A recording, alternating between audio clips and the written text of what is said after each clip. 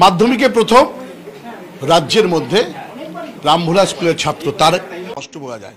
তোমার এই যে ঘর, অনেক পুরস্কার তুমি পেরেছো এই বয়সেই, অনেক পুরস্কার তুমি পেরেছো এই বয়সেই। অবাক করার মতো জিনিস একটা দেখেছি যে এখানে তোমার লেখা যে ইউ আর এ মাধ্যমিক ক্যান্ডিডেট মাইন্ডেড। এগুলো কেন করেছিল? সেলফ মোটিভেশনের জন্য। মানে দিন রাত পড়ার সাথে সাথে তার সাথে সাথে আর কি মানসিক তো একটা আর কি ক্লান্তি চলে আসে। তারপরে হয়তো বা পড়াশোনার যেটা প্রধান লক্ষ্য সেখান থেকে অনেক ক্ষেত্রে বিচ্যুত হয়ে যাওয়ার মতো সম্ভাবনা তৈরি হয়।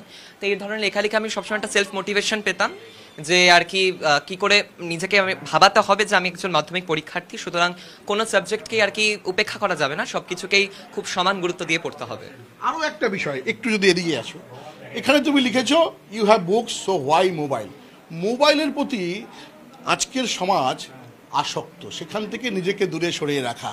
আর এমন জায়গায় লাগিয়েছো যেখানে কিন্তু মাঝে মাঝে তোমাকে আসতে হবে বাথরুমের ঠিক পাশে, সুইচ বোর্ডের পাশে।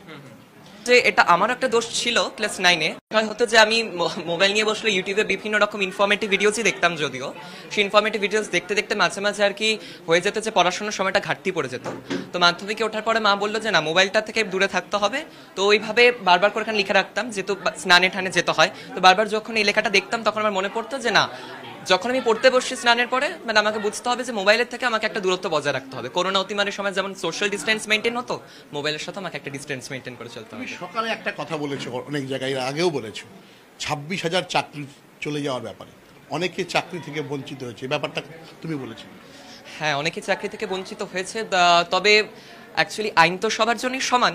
তো এবার শিক্ষকদের যোগ্যতা বিচার করার ক্ষমতা আমার নেই, তবে এক্ষেত্রে দেশের ভাবী নাগরিক হিসেবে যেটা আমি বলতে পারি তা হলো গিয়ে, যারা কিনা অসৎ উপায় অবলম্বন করে হয়েছিলেন, যেটা দেখাচ্ছে খবর যেরকমটা সংবাদের মাধ্যমের মধ্য দিয়ে, তো তাদের ক্ষেত্রে তাদের জন্য বাকি যারা স্বাভাবিকভাবে অত্যন্ত নিষ্ঠা পরিশ্রমের মাধ্যমে শিক্ষকতাকে নিজের পেশা, নিজের নেশা করে তুলেছিলেন, তাদের উপর একটা কুপ্রভাব পড়ছে।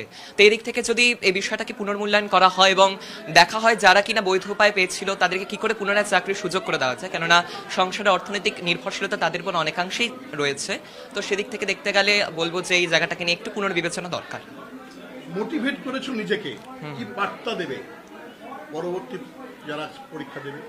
মোটিভেশনস, ডেডিকেশন, কমিটমেন্ট, এই জিনিসগুলো রাখতেই হবে ছাত্র হিসেবে, কারণ এগুলো ছাত্রের একটা অন্যতম বৈশিষ্ট্য, পরিকাঠামোকে তুলে ধরে। আর সব থেকে বড় বিষয় যে গুরুজনদের কথা মান্যতা দিয়ে চলা।